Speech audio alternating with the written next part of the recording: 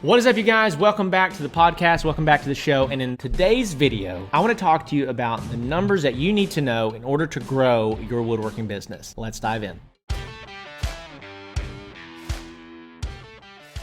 What is up, you guys? Welcome back to the show. In today's video, I want to talk to you about the numbers and the analytics, the data that you need to know and understand inside of your woodworking business in order to grow. And these are the things that I didn't know, didn't learn for a really long time. And now that I know them, it has made all the difference in the world when it comes to trying to scale a business. I'm going to tell you why. So I'm going to talk about each of these, and then at the end of the video, I'm going to talk about how they all fit together and work. So you want to make sure you stick around to the end of the video. Okay, so number one, the first number that you need to know is your AOV, which stands for your average order value. What is your average order value? So this is very simple. It's very easy to do. So each month, what you need to do is you need to look at your total sales number. So let's say that you sold $10,000 this month in sales. Then you divide that by the number of customers that you had. Okay, so number of new customers that placed an order with you this past month. So let's say that you sold $10,000 and you had 4 customers, right? What is your average order value? $2,500 per customer, right? $10,000 divided by 4 customers equals $2,500 of an average order value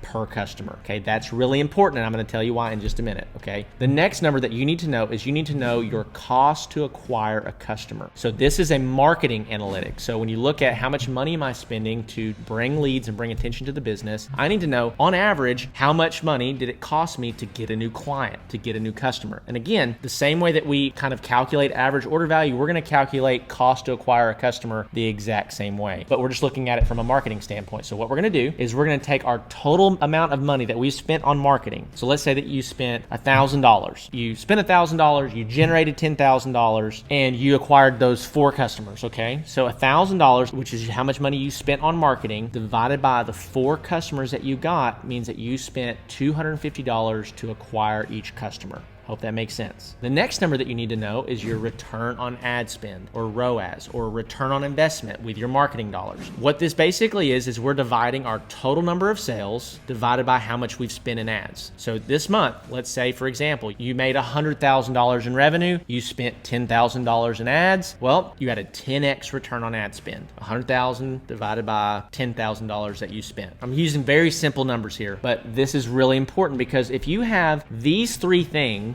if you just have average order value, cost to acquire a customer, and return on ad spend, you can essentially determine, based on these numbers, do I have a scalable model or not? Because if your average order value is super low and your cost to acquire a customer is super high and your return on ad spend is super low, well, you need to fix that model. But if you have good average order value, if you have a really low cost to acquire a customer, or if your cost to acquire a customer is 10 or 15% of what the average order value is, so let's say that your average order value is that $2,500. Let's say that your cost to acquire a customer is the $250. Well, then you know that I need to have a 10% marketing budget, and then that leads me into my next set of numbers that you really need to know. Number 1 is material margins. You need to understand how much do I have to spend in materials to create this product. So when we look at material margins for my business, at this point, I don't want to spend more than around 25% on material costs of each project. Let's say that I'm selling a project for $1,000. I don't want to have more than $250 in the materials in that project. What that means is that we would have a material margin of 75%. This is not including labor, this is not including overhead. Then we're looking at labor margins. How much do I have to pay out in labor to produce the product that I sell? In my personal opinion, the number that I used to really hold to was 20%. And I think when you're less efficient, you don't necessarily have a great team, that's probably a pretty good number to hold to. So you don't want to spend more than 20% of the overall cost of a product to labor to produce it. Now, this is if you are not in the shop. This is if your business is big enough to the point where you don't do any of the manual labor. That's where my business is today. I don't do any of the manual labor inside of my business. I basically manage the organization of the business. If you are